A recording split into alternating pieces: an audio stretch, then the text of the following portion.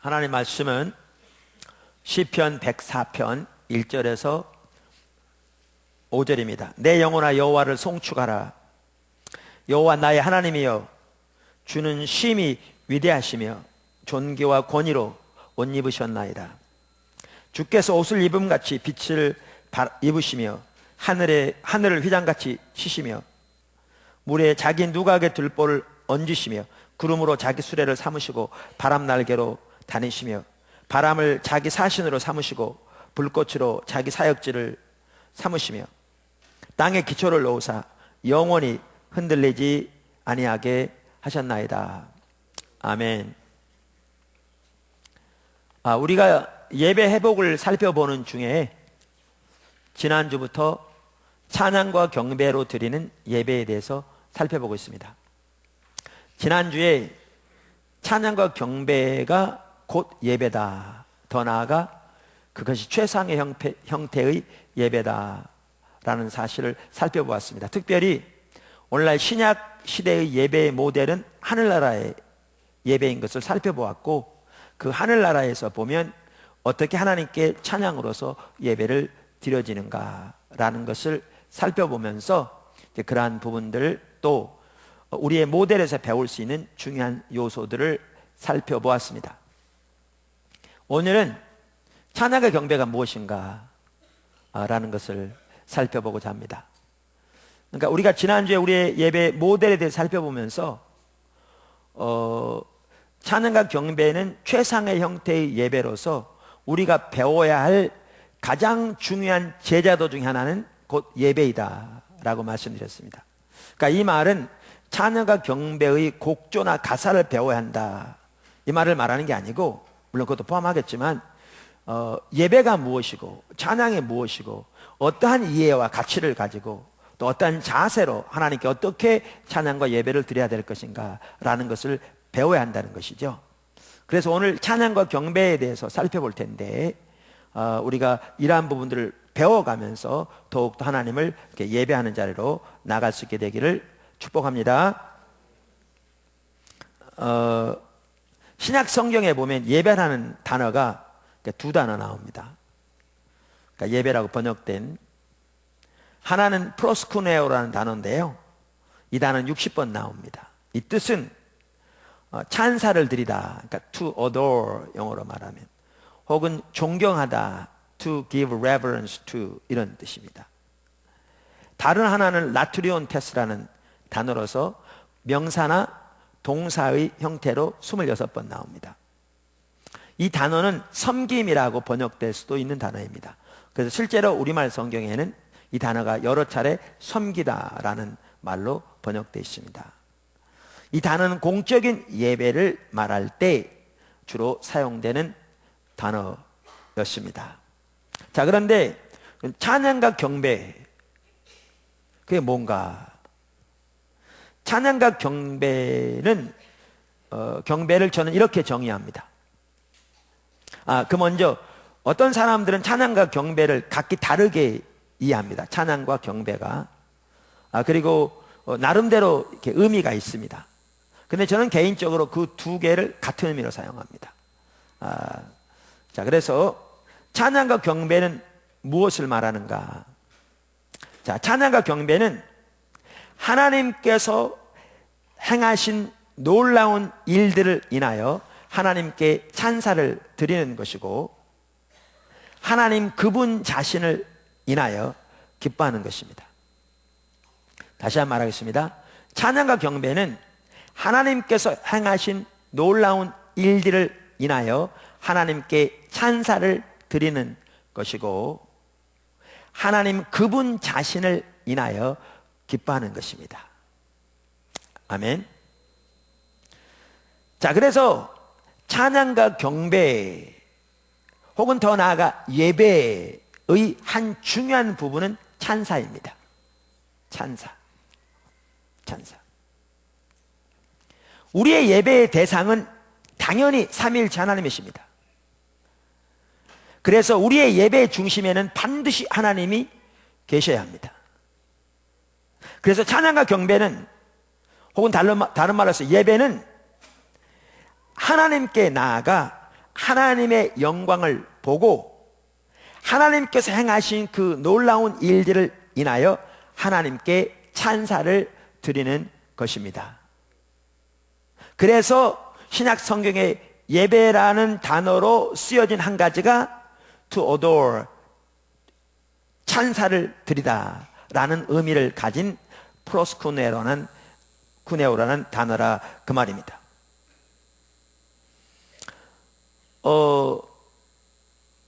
우리가 하나님께 찬사를 드려야 할 이유가 수없이 많은데요, 하나님께 찬사를 드려야 할 이유를 크게 세 가지로 나누면 다음과 같습니다. 첫째는 하나님의 창조를 인하여 찬사를 드리는 것이고, 둘째는 하나님의 구원을 인하여 찬사를 드리는 것이고, 셋째는 우리와 날마다 동행하시는 하나님의 은혜를 인하여 하나님께 찬사를 드리는 것입니다. 성경에도 그러한 이유들로 인하여 하나님께 찬사를 드리고 있는 예배가 성경 가득합니다. 자, 먼저 창조의 하나님께 드리는 찬사. 자, 오늘 본문 보십시오. 아까 읽었던 이 시편 기자가 하나님의 어떠한 은혜를 인하여 지금 하나님께 찬사를 드리고 있습니까? 네, 창조의 하나님을 인하여 하나님께 찬사를 드리고 있는 것을 볼 수 있습니다. 우리가 지난주에도 읽었던 것 같은데 요한계시록 4장 9절에 11절을 보면 하늘나라 예배가 나오는데, 거기에 나오는 스랍들, 그 다음에 24장로들도 하나님께 찬사를 드리되 창조의 하나님께, 그 창조의 은혜를 인하여 찬사를 드리고 있는 것을 볼 수 있습니다. 한번 보시죠. 뭡니까? 요한계시록 4장 9절.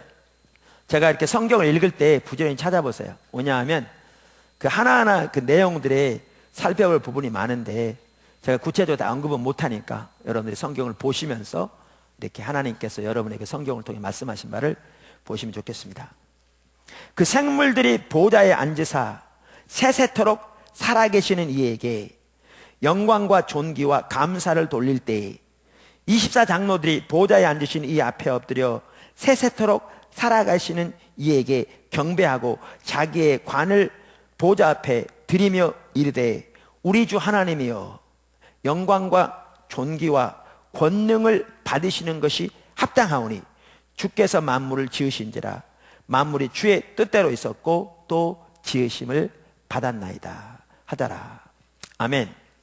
이와 같이 창조의 하나님께 창조의 은혜를 인하여 찬사를 드리고 있습니다. 근데 여기 보시면 시편 104편도 마찬가지고요, 여기 요한계시록 4장도 마찬가지고요, 그들이 모두 다 창조의 하나님께 찬사를 드리되 직접 화법을 통해 그분께 직접적으로 찬사를 드리고 있는 걸 볼 수 있습니다. 다시 말하면 하나님의 영광을 바라보면서 그분께 하나님께서 창조하신 그 창조물이 너무나 아름답습니다. 그 은혜가 너무나 크십니다. 우리가 하나님께 감사를 드리며 그 모든 일들로 인하여 하나님께 찬사를 드립니다. 하나님께 영광을 돌립니다. 이렇게 하나님께 직접적으로 찬사를 드리며 직접적으로 고백하고 있는 것을 볼 수가 있습니다.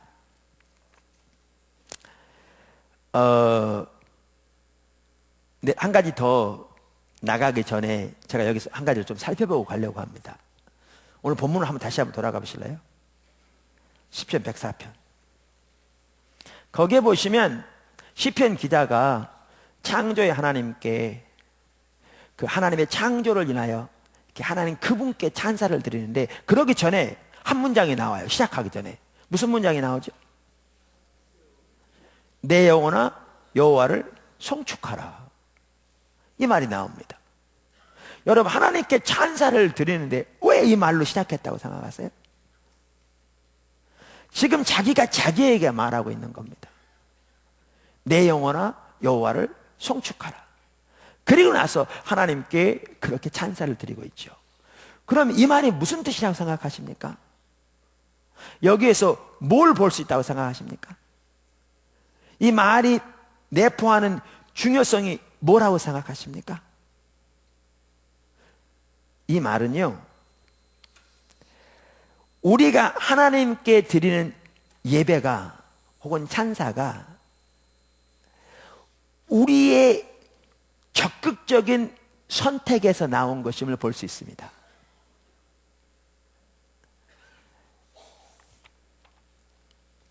그러니까 하나님께 드리는 우리의 찬사가 적극적인 우리의 의지의 표현인 것을 볼 수 있어요. 여러분, 하나님께 드리는 예배는, 찬사는 혹은 찬양은 저절로 되어지는 것이 아닙니다. 어떤 사람들이 이렇게 생각해요. 와가지고 뭐 분위기가 좋고 뭐 찬양팀들이 뭐 이렇게 밴드가 참 이렇게 그날따라 이렇게 참 좋으면, 내 마음에 와닿으면 내 마음이 혹시 열려서 이렇게 하나님께 예배가 드려질 줄로 아는, 그렇게 생각하는 사람들이 있는 것 같아요. 아니요, 예배는 그렇게 되어지는 것이 아닙니다. 예배는 우리의 적극적인 선택에 의해서 드려지는 것입니다. 하나님은 우리의 찬양을 받으시기에 홀로 합당하신 분이기 때문에 우리는 하나님께 예배드리기를 적극적으로 선택해야 합니다. 이 기자가 그렇게 하고 있습니다. 내 영혼아 여호와를 찬양하라, 이렇게 말하고 있는 거죠. 더 나아가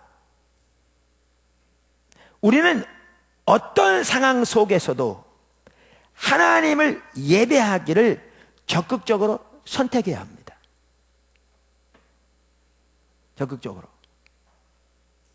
우리의 형편이나 우리의 처지나 우리의 감정이나 우리의 상태에 상관없이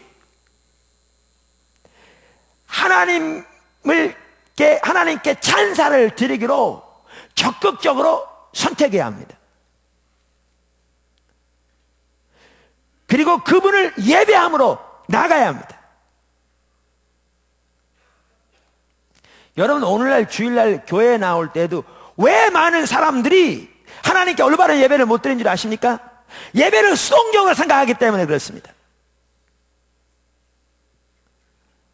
그래서 분위기가 맞춰지면, 기분이 내키면 혹시 좀 아냐, 내가 좀 예배를 드릴지 라는 식으로 예배를 수동적으로 생각하기 때문에 그렇습니다. 그러나 하나님께 드리는 예배는 그렇게 수동적으로 그냥 감정에 따라서 드리는 것이 아닙니다. 하나님은 우리의 예배를 받으시기에 홀로 합당하신 분이기 때문에 우리는 그분에게 합당한 예배를 드리고 찬사를 드리기를 적극적으로 선택해야 합니다.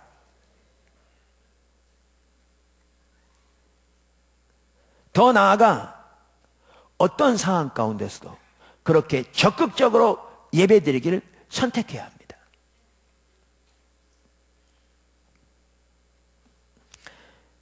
오늘날 하나님께 올바른 예배를 드리지 못하는 하나님의 백성들이 이유 중에 가장 주된 것 중에 하나가요, 너무나 많은 성도들이 그 예배를 그들이 처한 환경에 의존하여 드리기 때문에 그렇습니다. 무슨 말이냐면, 환경이 잘 되면 할렐루야 아멘 믿습니다, 예배를 드리는데, 환경이 어려우면, 역경 가운데 있으면, 자기가 원하는 바가 이루어지지 않으면 이제 낙심하고 실망하고, 어떨 때는 원망하고 불평하고 이렇게 나갑니다. 그럴 때 예배를 드리지 않습니다. 그리고 그렇게 낙심해 있는 것이 당연한 것처럼 받아들입니다. 그런 자세 가운데 있기 때문에 하나님께 마땅히 돌아갈 예배를 드리지 못하고 있는 겁니다. 우리의 예배는 우리가 어떠한 상황에 처해 있든지 상관없이 하나님은 우리의 예배를 받으시기에 홀로 합당하신 분이기 때문에 그분에게 합당한 예배를, 그분에게 합당한 찬사를 드리기를 적극적으로 선택하는 겁니다. 여러분, 시편 42편에서 우리는 그 부분을 잘 볼 수 있습니다. 시편 42편 한번 다 찾아보세요. 여러분, 이 구절 1절은 여러분이 잘 아는 구절입니다. 제가 한번 읽어보겠습니다. 1절부터 마지막 절까지. 하나님이여, 사슴이 시냇물을 찾기에 갈급함같이 내 영혼이 주를 찾기에 갈급하나이다. 잘 아는 구절이죠? 여기까지만 많이 보셨죠? 그 다음에 보세요. 내 영혼이 하나님 곧 살아계시는 하나님을 갈망하나니 내가 어느 때에 나아가서 하나님의 얼굴을 배울까? 사람들이 종일 내게 하는 말이 네 하나님이 어디 있느냐 하오니 내 눈물이 주야로 내 음식이 되었도다. 내가 전에 성의를 지키는 무리와 동행하여 기쁨과 감사의 소리를 내며 그들을 하나님의 집으로 인도하였더니 이제 이 일을 기억하고 내 마음이 상하는도다. 내 영혼아, 내가 어찌하여 낙심하며 어찌하여 내 속에서 불안해하는고? 너는 하나님께 그 소망을 두라. 그가 나타나 도우심으로 말미암아 내가 여전히 찬송하리로다. 내 하나님이여, 내 영혼이 내 속에서 낙심이 되므로 내가 요단 땅과 헤르몬과 미살산에서 주를 기억하나이다. 주의 폭포 소리에 깊은 바다가 서로 부르며 주의 모든 파도와 물결이 나를 휩쓸었나이다. 낮에는 여호와께서 그의 인자하심을 베푸시고 밤에는 그의 찬송이 내게 있어 생명의 하나님께 기도하리로다. 내 반석이신 하나님께 말하기를 어찌하여 나를 잊으셨나이까? 내가 어찌하여 원수의 압제로 말미암아 슬프게 다니니까 하리로다. 내 뼈를 찌르는 칼같이 내 대적이 나를 비방하여 늘 내게 말하기를 네 하나님이 어디 있느냐 하도다. 내 영혼아, 내가 어찌하여 낙심하며 어찌하여 내 속에서 불안해하는고? 너는 하나님께 소망을 두라. 나는 그가 나타나 도우심으로 말미암아 내 하나님을 여전히 찬송하리로다. 여러분, 이 시편 기자가 처해 있는 상황이 어떤 상황이에요? 시편 기자가 처해 있는 상황에 여기도 나오듯이 밤낮으로 눈물이 그의 음식이 된 상황입니다. 그의 원수들이 그를 비방하는 말이 네 하나님 어디 있냐? 하나님 함께하면 그렇게 되겠냐? 라고 비방하는 말이 칼같이 그의 뼈를 찌르는 상황입니다.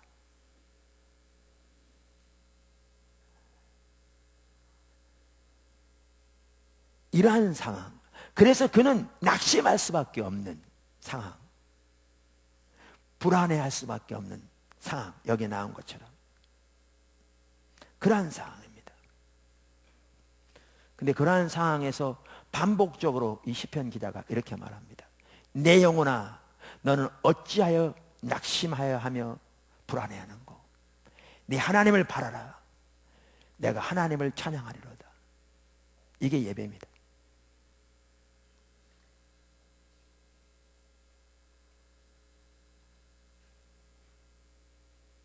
그의 상황의 조화가 아니라 이렇게 환경적으로 이러한 절박한 상황, 그러한 상황에서도 자기가 자기 영혼에게 어찌하여 낙심해 하는고?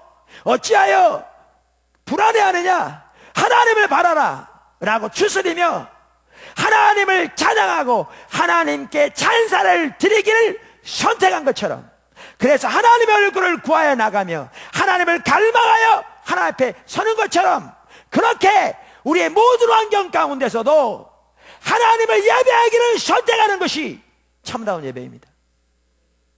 여러분들이 여러분의 삶에서, 그리고 하나님께 예배를 드리러 나올 때 그러한 자세를 가지고 하나님께 예배를 드리러 나와야 될 줄로 믿습니다.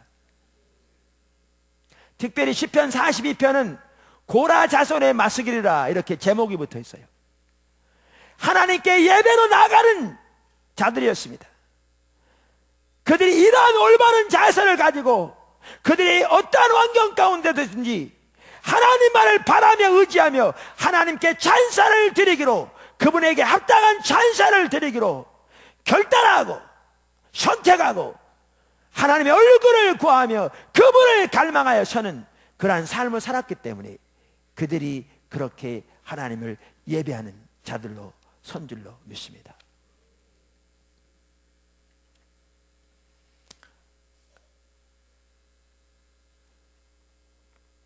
이처럼 우리의 예배 혹은 찬양과 경배는 한 부분이 찬사인데요, 하나님의 창조를 인하여 하나님께 찬사를 드리는 것입니다. 또 하나는 구원하신 하나님을 찬양하는 것이죠. 하나님의 구원을 인하여 하나님께 찬사를 드리는 것입니다. 요한계시록 5장에 보면 하늘에 드려진 예배가 나오는데, 요한복음 5장에 나오는 구절은 구원의 하나님께 찬사를 드리고 있는 모습이 나옵니다. 5장 11절. 내가 또 보고 들음에 보좌와 생물들과 장로들을 둘러선 많은 천사의 음성이 있으니 그 수가 만만이요 천천이라. 큰 음성으로 이르되 죽임을 당하신 어린 양은 능력과 부와 지혜와 힘과 존귀와 영광과 찬송을 받으시기에 합당하도다 하더라. 내가 또 들으니 하늘 위에와 땅 위에와 땅 아래와 바다 위에와 또 그 가운데 모든 피조물이 이르되 보좌에 앉으신 이와 어린 양에게 찬송과 존귀와 영광과 권능을 세세토록 돌릴지어다 하니, 내 생물이 이르되 아멘 하고 장로들은 엎드려 경배하더라. 아멘. 그 다음에 세 번째, 날마다 함께 하시는 하나님의 은혜를 인하여 하나님께 찬사를 드리는 것입니다. 여러분, 시편을 포함해서 성경 전체에 이러한 내용은 너무너무 가득합니다. 우리를 인도하시고 우리를 보호하시고 우리를 기도하시며 우리를 도우시고 우리의 기도를 응답하시며 우리의 필요를 채우시며 우리를 선한 길로 인도하시고 원수의 목전에서 상을 베푸시는 그 하나하나의 모든 은혜를 인하여 하나님께 찬사를 드리는 것, 그것이 우리가 드리는 예배입니다. 그런데 창조를 인하여 찬사를 드리건 구원을 인하여 찬사를 드리건 우리와 함께 하시는 은혜를 인하여 찬사를 드리건 핵심이 하나님을 아는 것입니다. 우리가 아까 시편 104편을 읽었습니다. 그 시편 기자가 창조하신 하나님의 그 너무나 놀라운 은혜와 그 영광과 그 위대하심을 찬양하고 있습니다. 그런데 우리는 그 구절을 읽을 때 왜 감격이 없죠? 여러분 감격이 있으셨는데 무시했다고요? 핵심은 하나님을 아는 것입니다. 무슨 말인가? 우리가 하나님이 창조 주시며 우리는 그 손에 피조물이라는 한 가지 사실만이라도 분명히 깨닫는다면 우리는 창조주 하나님 앞에 납작 엎드려 그분께 합당한 예배를 진정으로 드리기를 열망하게 될 것이고, 우리의 삶으로 그분의 영광을 위해 살기를 원하는 열망이 우리 속에 샘솟게 될 것입니다. 구원의 하나님도 마찬가지고 날마다 함께 하시는 하나님의 은혜도 마찬가지고, 우리가 하나님을 알수록 하나님을 경배할 수 있습니다.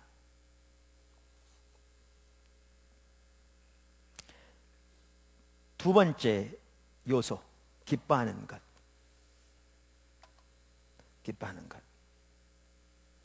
찬양과 경배는 하나님께서 행하신 그 놀라운 일들을 인하여 하나님께 찬사를 드릴 뿐 아니라 더 나아가 하나님 그분 자신을 인하여 기뻐하는 것입니다. A.W. 토저는 그의 책 예배냐 쇼냐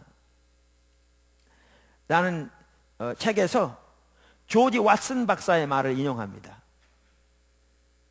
왓슨 박사는 하나님을 예배하는 데에는 두 가지 레벨이 있다 이렇게 말합니다. 하나는 gratitude, 감사. 또 하나는 excellence, 탁월함. 두 가지 레벨이 있다. 그러면서 그는 대부분의 사람들은 감사의 수준을 넘어가지 못하고 있다 이렇게 말합니다. 그러니까 감사가 뭐냐? 하나님께서 우리에게 행하신 일들을 인하여 하나님께 찬사를 드리는, 감사에 드리는 그 부분을 말하죠. 근데 그 수준을 넘어가지 못하고 있다. 근데요, 제가 보기엔 오늘날 그 수준까지도 이르지 못한 사람들이 너무너무 많습니다. 무슨 얘기냐고요? 우리가 이렇게 앞에서 거짓 신앙체계 예배를 살펴봤습니다. 그렇죠? 거짓 신앙체계를 살펴보고, 그러면 그 거짓 신앙체계 한 축이 뭐냐면 기복신앙이라고 했잖아요. 기복신앙은 한마디로 말하면 하나님이 우리의 수단된 삶입니다. 그러니까 예수를 믿어도 결국 자기 목적, 자기 목표를 살고, 하나님은 그저 자기가 원하는 자기 목표, 자기 목적 이루어주는 분에 불과한 겁니다. 이때에도 종교적인 헌신이 많습니다. 예레미야 시대에 보면 오늘날의 인도에까지 가서 하나님께 특별한 향품을 사다가 예배 드릴 정도로.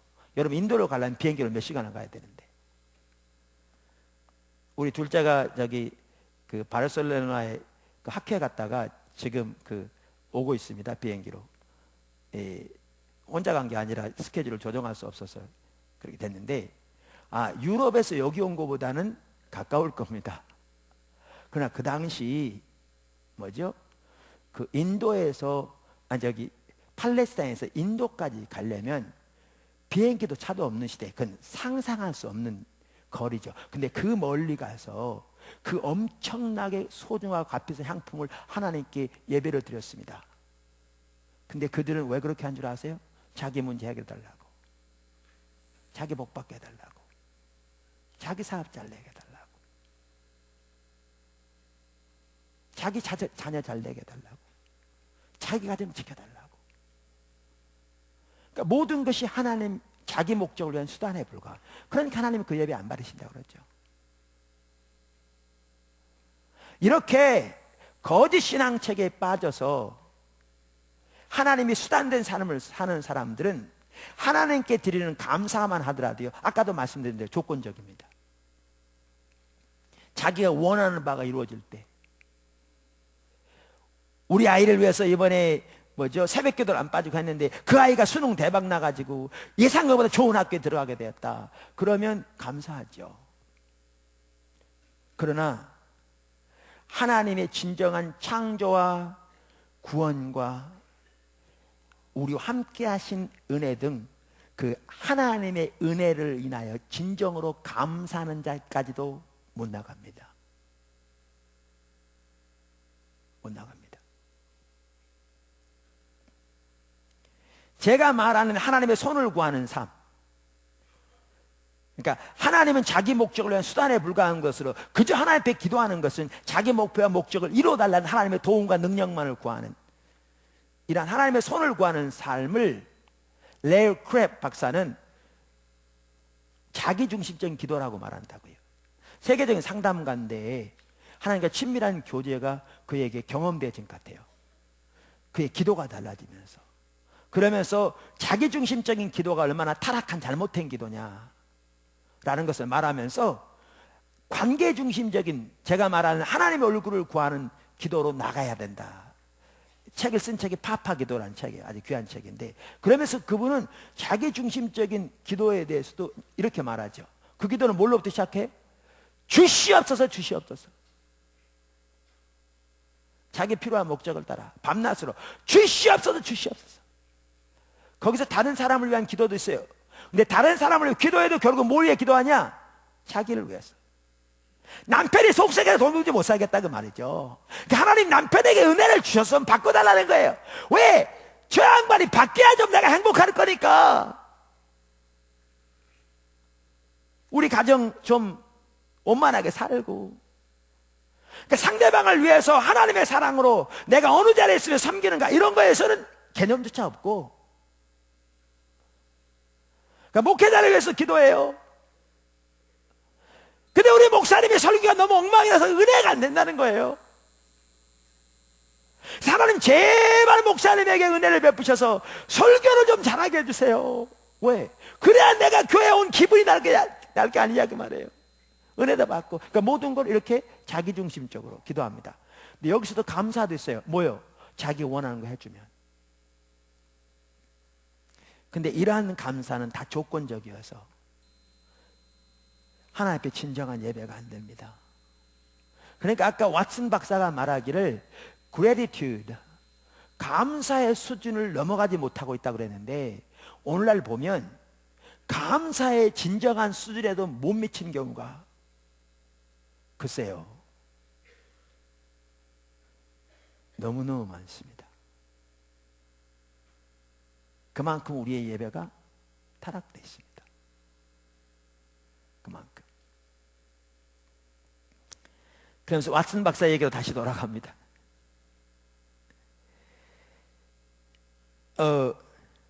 조지 왓슨, 그분은 그러면서 어디로 나가야 되느냐? 하나님의 탁월함, excellence 영어로 말하면, 곧 하나님의 모든 하나님 되심을 인하여 하나님의 초월적이고 내재적인 영광으로 인하여, 신학적인 용어인데요, for his transcendent and imminent glory, 초월하실 뿐만 아니라 우리와 함께 하시는 그분의 영광으로 인하여 하나님을 예배하는 자리로 나가야 한다. 그런데 그분의 말에 의하면 그렇게 하나님을 예배하는 자들이 거의 없다, 이렇게 말합니다. 이것이 어떤 부분에 해당하는 건가? 하나님의 하나님 되심을 인하여 그분을 기뻐하는 그 예배를 말합니다. 그 예배를 말합니다. 우리 둘째가 초등학교 2학년이었을 때요, 하루는 학교에서 오더니 그러더라고요. 난 아빠가 좋아. 왜? 그랬더니 아빠가 우리에게 옷도 사주시고 먹을 것도 사주시고 공부할 수 있도록 돈도 대주시잖아. 그러더라고요. 걔는 선생님 하라는 대로 하느냐 했거든요. 그러니까 아마 선생님이 그렇게 한 것 같아요. 집에 가서 부모님에게 이렇게 말해라. 근데 제가 그 말을 들을 때 한편으로는 기쁘고 아이가 기특하잖아요, 그죠? 근데 한편으로는 씁쓸하더라고요. 그러면서 무슨 생각이 드냐면, 내가 지 아빠니까 좋아해야지. 내가 지 아빠니까 당연히 옷 사주고 먹을 거 주고 공부시켜주지, 이 생각이 들더라고요. 우리가 하나님을 찬양함에 있어서 마찬가지입니다. 하나님께서 우리에게 주신 우리를 위해 행하신 그 놀라운 일들을 인하여 하나님께 찬사를 드리지만, 우리의 예배가 거기에만 머문다면 우리의 예배는 한참 부족한 예배가 될 것입니다. 우리는 더 나아가 하나님이 하나님 되신 그 모든 것을 인하여, 하나님의 영광을 인하여 하나님을 기뻐하는 자리로 나가야 합니다. 그게 우리의 예배입니다. 그게 우리의 찬양입니다. 아멘. 성경을 한번 찾아보십시오. 사무엘하 6장 16절, 14절 16절, 그리고 20절에서 22절 한번 다 찾아보세요. 그 구절은 다윗이 언약궤를 예루살렘 성으로 드리는 그러한 사건에 대한 구절입니다. 자, 제가 읽겠습니다. 6장 14절 16절. 다윗이 여호와 앞에서 힘을 다하여 춤을 추는데, 그때 다윗이 배 에봇을 입었더라. 다윗과 온 이스라엘 족속이 즐거이 환호하며 나팔을 불고 여호와의 궤를 메어오니라. 여호와의 궤가 다윗성으로 들어올 때에 사울의 딸 미갈이 창으로 내다보다가 다윗 왕이 여호와 앞에서 뛰놀며 춤추는 것을 보고 심중에 그를 업신여기니라.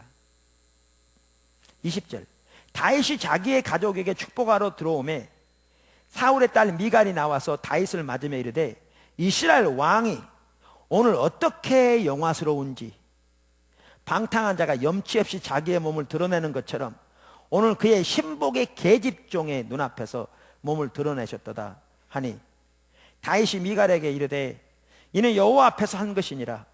그가 내 아버지와 그의 온 집을 버리시고 나를 택하사 나를 여호와의 백성 이스라엘의 주관자로 삼으셨으니 내가 여호와 앞에 뛰놀리라.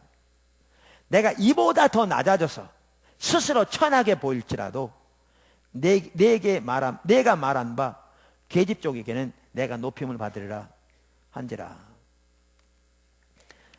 여러분 이 사건 잘 아시죠? 지금 언약궤 예루살렘 성으로 들어오고 있습니다. 근데 다윗이 지금 무슨 옷을 입고 있어요? 배 에봇을 입었더라 그랬어요. 다윗은 지금 왕복을 입고 있지 않습니다. 여러분이 역대상 15장을 보면 거기에도 이 내용이 기록되어 있는데, 이 언약궤를 매는 모든 사람들에게 배 에봇을 입게 했습니다. 다윗도 똑같이 배 에봇을 입고 있습니다. 더 나아가 거기 역대상 15장에 보면 다른 사람들은 세마포 겉옷을 입었습니다. 그런데 다윗은 그 세마포 겉옷도 입지 않았습니다. 그리고 성경에는 여호와 앞이라고 표현된 그 언약궤 앞에서 춤을 추며 뛰었습니다. 찬양했습니다. 기뻐하면서. 다윗의 그러한 행동은 그의 사울의 딸 미갈의 눈에 보기에는 마치 방탕한 자가 염치 없이 자기 몸을 사람들 앞에서 드러내는 것과 같았습니다. 경멸스러운 행동이었습니다. 그래서 그 미갈은 나중에 왕이 그에게 왔을 때, 다윗 왕이 왔을 때, 오늘 얼마나 왕이 영화스러운지 비꼬고 있습니다 지금. 그러면서 왕이 그의 신복의 계집종 앞에서, 여기 계집종이라는 단어는요 히브리어 원어를 보면 지극히 천한이라는 말입니다. 그러니까 천하고 천한 것들 앞에서 마치 방탕한 사람이 염치 없이 자기 몸을 드러내는 것처럼, 그렇게 마치 미친 사람처럼 춤을 추며 기뻐하더이다 이렇게 얘기를 했죠. 그랬더니 다윗이 뭐라고 말하냐면, 내가 더 낮아져서 더 천하게 보일지라도 나는 그렇게 하나님 앞에서 기뻐할 것이다 이렇게 얘기하고 있습니다.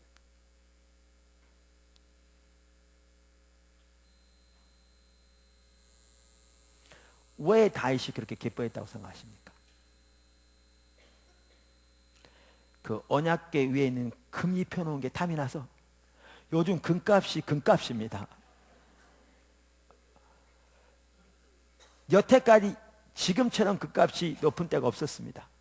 그래서 그 금이 탐이 나서요, 다윗의 창고에는 금이 쌓여 있었습니다.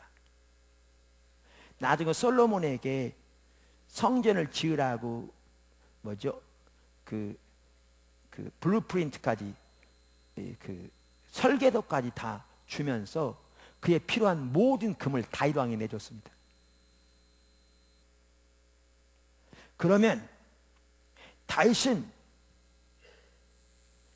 하나님께서 그에게 가져다 준 그 성공 때문에 기뻐서요? 아닙니다. 그 내용을 자세히 보시면 알지만, 언약궤는 하나님의 임재의 상징이었습니다.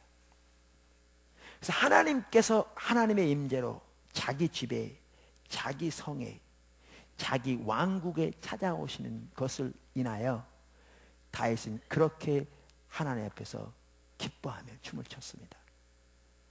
이게 예배입니다. 이게 찬양입니다. 그래서 여기 풀핏 주석 시리즈가 있는데 그 주석에서 사무엘하 6장 15절 주석을 달면서 랑게라는 사람은 다윗의 행동에 대해 이렇게 얘기했습니다.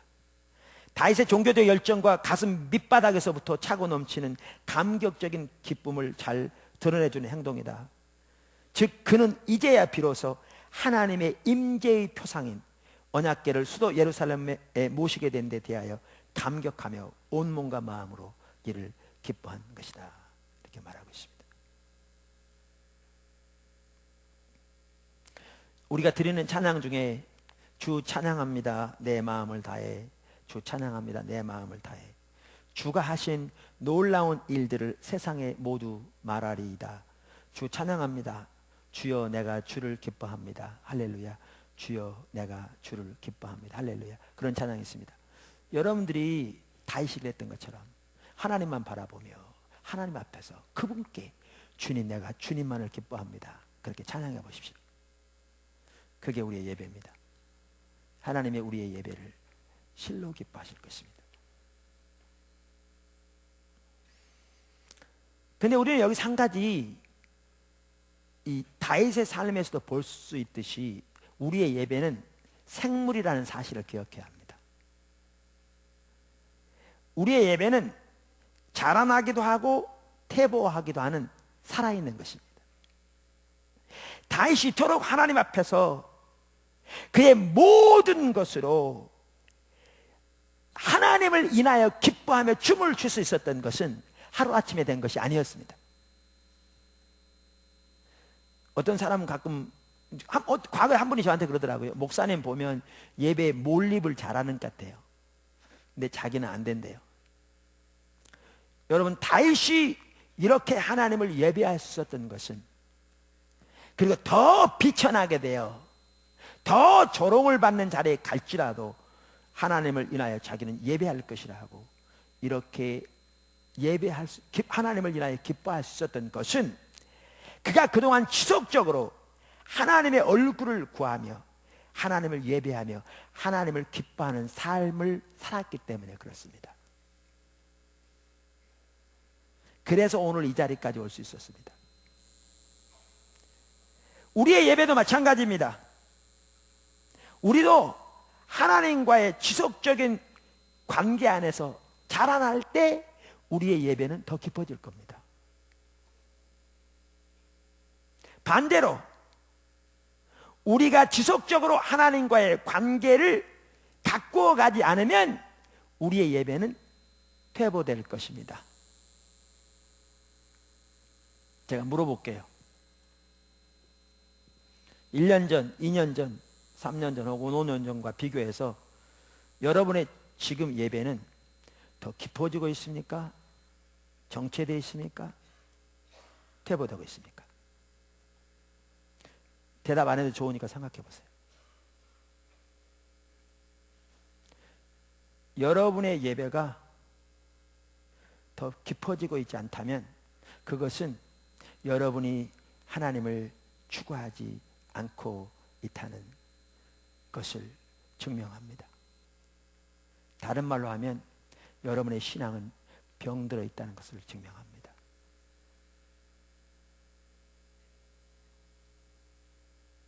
여러분의 신앙이, 예배가 정체되어 있는데, 아니 더 나아가 퇴보하고 있는데도 여러분이 근본적으로 하나님의 얼굴을 구하며 그분을 예배하며 그분을 찾는 그 자리로 돌이키지 않으면 여러분은 궁극적으로 껍데기만 남을 것입니다.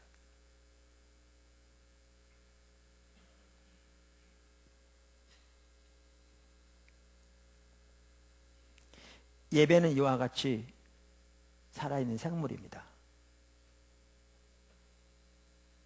근데 한 가지 더 살펴보기 원합니다. 여기에서 하나님을 기뻐하는 것이 우리의 예배인데,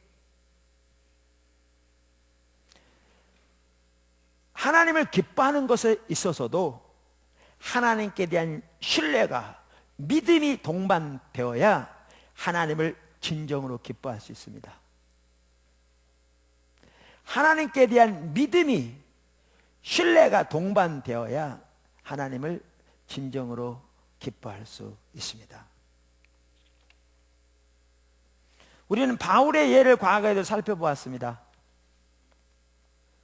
자기는 소아시아 지역으로 아시아 지역으로 복음을 전하러 가려고 했습니다. 근데 하나님의 성령께서 반복적으로 막으셨습니다.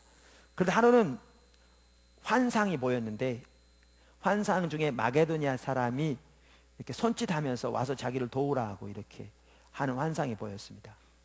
바울은 그것이 하나님의 뜻인 것을 깨닫고, 그래서 마게도니아 지역으로 가게 되었고, 그 첫 성인 빌립보에 오게 되었습니다. 하나님의 인도를 따라 왔는데 그를 기다리는 건 채찍뿐이었습니다. 사역은 열리지 않았습니다. 저작거리에 가서 장사하는 몇몇 여인에게 복음을 전하긴 했지만 별다른 소득이 없었습니다. 그런 중에 귀신 들린 여자애가 매일 다니면서 따라다니면서, 예언은 정확한데 귀신 들려 하는 거죠. 괴롭힙니다. 참다 며칠 후에 그 귀신을 쫓아내버렸습니다. 그랬더니 그 계집종의 종들이 복수였어요. 여러 사람이 공동소유했나 봐요. 그래가지고 그 계집종을 통해서 점을 침으로 돈을 벌었는데, 그 소망이 사라지니까 바울을 고소해서 채찍에 맞고 감옥에 갇히게 되었습니다. 여러분, 그 당시 채찍은요, 끝에가 갈고리가 달려 있었습니다. 채찍에 맞으면 살점이 떨어져 나갔습니다.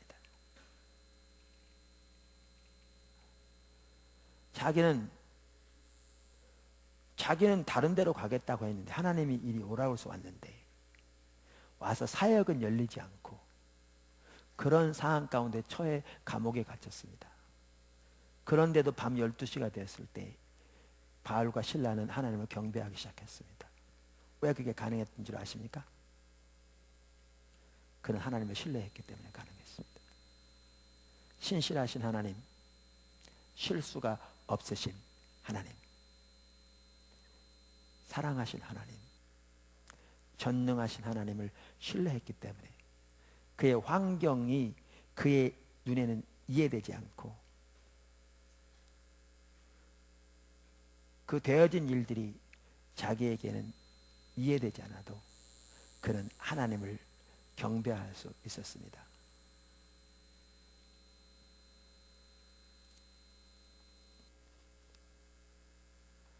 하나님을 기뻐하는 것이 우리의 예배인데, 진정으로 하나님을 기쁘시게 하기 위해서도 바울처럼 하나님께 대한 믿음이 같이 가야 합니다. 아까도 잠깐 나왔습니다마는 하나님의 백성들이 하나님을 올바로 예배드리지 못하는 주된 이유가 환경에 의해서 그렇습니다.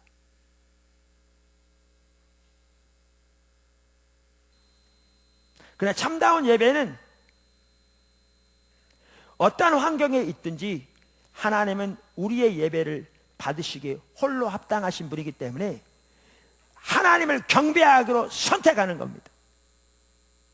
뿐만 아니라 어떠한 환경 가운데서도 하나님의 신실하심과 자비하심과 그 사랑하심과 전능하심과 그 은혜를 인하여 그분을 신뢰함으로 하나님 그분을 기뻐하는 겁니다.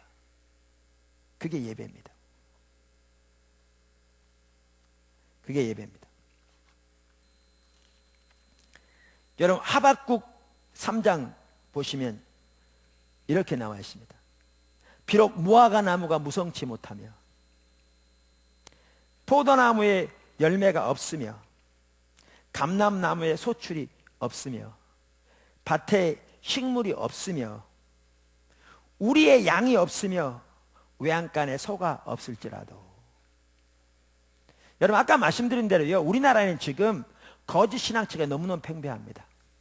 거짓 신앙체의 한 부분이 뭐냐? 하나님은 우리의 수단에 불과한 기복신앙입니다. 복복해야 기복신앙이 아니고 복복 안 하면 기복신앙이 아닌 게 아니고, 우리가 하나님을 믿으면서도 자기 목적, 자기 목표 벌겋게 살아있고, 하나님은 우리 목적을 위한 수단에 불과한 것이 기복신앙입니다. 타락한 잘못된 신앙입니다. 이런 신앙이 가득하기 때문에 이런 구절을 읽을 때 우리는 말로는 아멘 할지 모르지만 우리의 삶에서 이런 예배는 찾아볼 수 없습니다. 금년에 작년보다 무화과 나무 소출이 2배로 누르면 할렐루야 아멘이지요. 포도나무 열매가 2배로 맺히면 아멘이에요. 근데 어떻게 그러한 것들이 없는데 하나님을 예배할 수 있는가? 하나님을 신뢰하기 때문에요. 근데 성경에 나온 하나님의 사람들은 다 그렇게 예배드렸어요. 여기 보십시오. 없을지라도 나는 여호와를 인하여 즐거워하며 나의 구원의 하나님을 인하여 기뻐하리로다. 이게 예배입니다. 이게 예배예요. 19절 주 여호와는 나의 힘이시라. 보십시오. 하나님이 그의 힘이 되시는, 하나님이 그의 반석이 되시는 그 믿음이 있기에, 하나님을 신뢰하는 믿음이 있기에 그는 그 가운데서도 하나님을 인하여 기뻐하며 구원의 하나님을 즐거워하고 있는 참다운 예배를 드리고 있는 걸 볼 수 있습니다.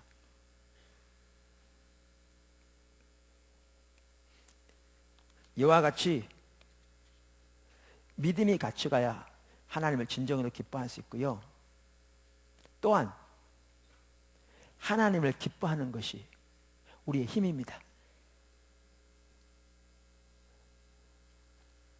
다시 말하면 여러분이 그렇게 어떤 환경 가운데서도 하나님만을 기뻐하여 믿음으로 주님을 신뢰하여 그분께 합당한 예배를 드리고 서면 여러분 마음속에 새로운 열망이 불붙게 될 것이고 소망이 샘솟게 될 것입니다.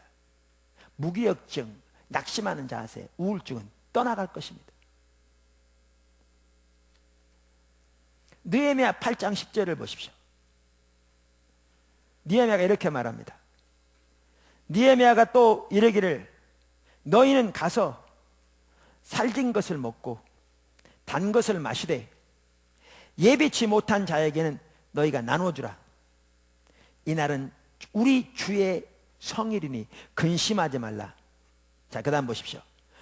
여호와를 기뻐하는 것이 너희의 힘이니라 하고. 여러분 느헤미야가 어느 시대인지 아시죠? 느헤미야는 아닥사스다 왕 때 술 맡은 관원장으로 출세한 사람입니다. 그 당시에는 이스라엘 백성들이 바벨론 포로로 돌아온 지 한참 후였습니다. 이미 성전은 지어졌습니다. 처음 솔로몬 성전에 비하면 이건 학고방 같았습니다. 뒷산에 가서 그냥 나무 자라다가 지은 성전. 성전은 완성되었습니다. 그러나 지금 예루살렘 성벽은 무너진 채로 그대로 있었습니다. 예루살렘 성문이 불타고 성벽이 무너진 지가 100년 남짓 됐는데 이 시점까지는 아마 그랬을 겁니다. 그때까지도 성문이 불타 있었고 성벽이 무너진 채로 나라가 지리멸멸한 상황이 있었습니다. 이 소식을 느헤미야가 들었습니다. 그래서 하나님 앞에 금식하며 하나님 은혜를 구합니다. 그러던 중에 아닥사스다 왕의 은혜를 입어서 그 성벽 짓는 일을, 성을 중건하는 일을 하도록 파송을 받습니다. 그래서 와서 이렇게 성벽을 짓고 예루살렘 성을 중건하는 일을 합니다. 그런데 이 일은 주변 여러 사마리아 사람들의 그 반발을 삽니다. 왜냐하면 유대 나라가 강해지면 그들에게 불이익이 있을 거라고 두려워해서. 그래서 온갖 방해를 합니다. 어떨 때는 쳐들어오려고도 합니다. 그래서 이들이 반쪽으로 나눠서 한쪽은 보초 서고 한쪽은 일하고 다른 쪽이 보초 쏠 때 다른 쪽은 일하고 이렇게 해서 하루 종일 합니다. 그러니까 거의 잠을 못 잡니다. 낮에는 이 팀이 밤에는 이 팀이 일하면서 서로 번갈아 보초 쏘면서 그렇게 하다 보니까 농사까지 흉년됩니다. 우리는 이렇게 생각합니다. 그 정도로 하나님 일했으면 농사라도 풍년들여야지. 하나님 너무하십니다. 우리는 이런 개념이 딱 들어있습니다. 근데 생각해 보세요. 성전 중건하는 일 하다가 농사 소홀되니까 농사가 잘못된 것은 어떻게 보면 당연할 수도 있었어요. 농사까지 흉년됩니다. 이 상황에서 느헤미야가 하는 말입니다. 내일은 여호와의 성일이다. 하나님께 예배를 드리는 날이다. 근심하지 말라. 단 것을 먹어라. 힘을 내라. 먹을 게 없는 사람에게 나눠서 같이 먹어라. 그러면서 뭐라고 그럽니까? 여호와를 기뻐하라. 이게 예배입니다.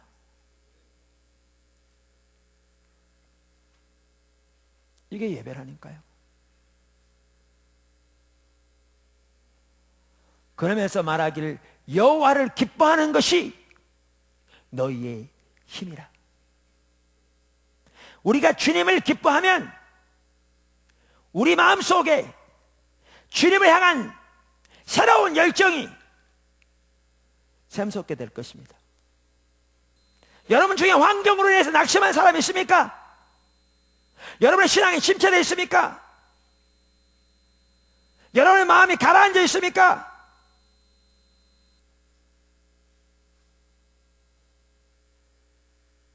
여러분 착잡합니까? 우울증이 있습니까? 이유는 간단합니다. 여러분이 하나님 앞에 올바른 예배를 드리지 않기 때문에 그렇습니다. 시편 기자의 말처럼 여러분이 어떤 상황 가운데 있든지 내 영혼아 어찌하여 스스로 낙심하여 하는고 어찌하여 불안해하는고 너는 여호와를 바라라. 내 하나님을 의지하고 내가 그를 찬양하리로다. 이렇게 하나님을 찬양하기를 선택하고 하나님 그분으로 인해 기뻐하며 그 구원의 하나님으로 인하여 즐거워하는 예배를 드렸다면, 그리고 들은다면 여러분의 영혼 소생할 텐데, 여러분 마음속에 기쁨이 다시 샘솟을 텐데, 여러분 삶 속에 삶의 의욕이 생길 텐데, 봉사의 기쁨이 생길 텐데, 여러분이 하나님을 진정으로 예배하지 않기 때문에 처져 있는 겁니다. 그리고 처져 있는 것이 당연한 것처럼, 그리고 예배로 나와서도 축 처져서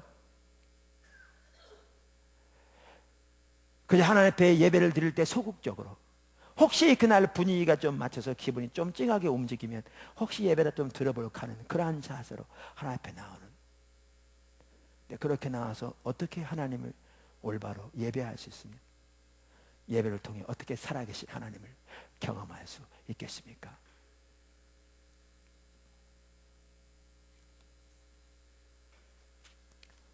예배는 하나님을 기뻐하는 것인데요,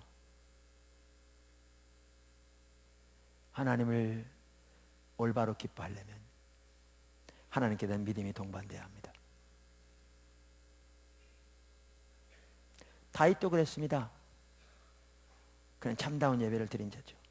시편 28편 1절, 여호와여 내가 주께 부르짖으오니 나의 반석이여 내게 귀를 막지 마소서. 주께서 내게 잠잠하시면 내가 무덤에 내려가는 자와 같을까나이다. 내가 주의 성소를 향하여 나의 손을 들고 주께 부르짖을 때에 나의 간구하는 소리를 들으소서. 여호와는 나의 힘과 나의 방패시니 내 마음이 저를 의지하여 도움을 얻었도다. 여기 보십시오. 이게 믿음입니다. 그러므로 내 마음이 크게 기뻐하며 내 노래로 저를 찬송하리로다. 자기가 지금 무덤에 내려가는 자같이 느껴지는 상황입니다. 이대로 있으면 자기가 무덤의 음부에 버려지는 것처럼 느껴지는 그런 상황입니다. 여러분이 어떤 상황 가운데 있는지 모르지만 지금 다윗이 처해 있는 상황에 비하면 그건 세 발의 피라고 생각합니다. 근데 다윗은 그 가운데서도 하나님만을 자기 힘, 자기 방패로 믿고 신뢰했기 때문에 그 마음이 크게 기뻐하며 여호와를 찬양하고 있습니다.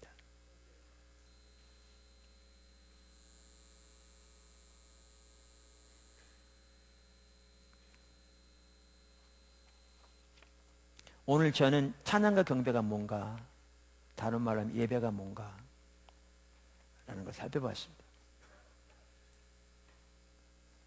찬양과 경배는 하나님께서 행하신 그 놀라운 일들을 인하여 하나님께 찬사를 드리는 것이고, 찬양 경배는, 더 나아가 우리 모든 예배는 하나님으로 인하여, 하나님의 그 모든 하나님 되심과 그분의 영광으로 인하여 하나님을 기뻐하는 것입니다. 우리가 이러한 말씀을 살펴볼 때 우리의 예배가 얼마나 조건적이었고, 얼마나 소극적이었고, 얼마나 우리의 예배가 타락했는가를 볼 수 있습니다. 그리고 얼마나 우리가 참다운 신앙의 길에서 벗어나 있는가를 볼 수 있습니다. 그렇기 때문에 우리의 삶 가운데 활력이 없고, 우리의 삶 가운데 소망이 때로는 없고, 우리가 가지고 있는 신앙은 그저 머리에 불과한 그런 경우가 많은 것을 볼 수 있습니다. 하나님께서 우리에게 우리의 예배와 관련해서 우리의 현 상태를 비춰주셔서 진정으로 하나님께 찬사를 드리며 하나님을 기뻐하는 자리로 돌이킬 수 있도록 은혜를 부어주시기를 소원합니다.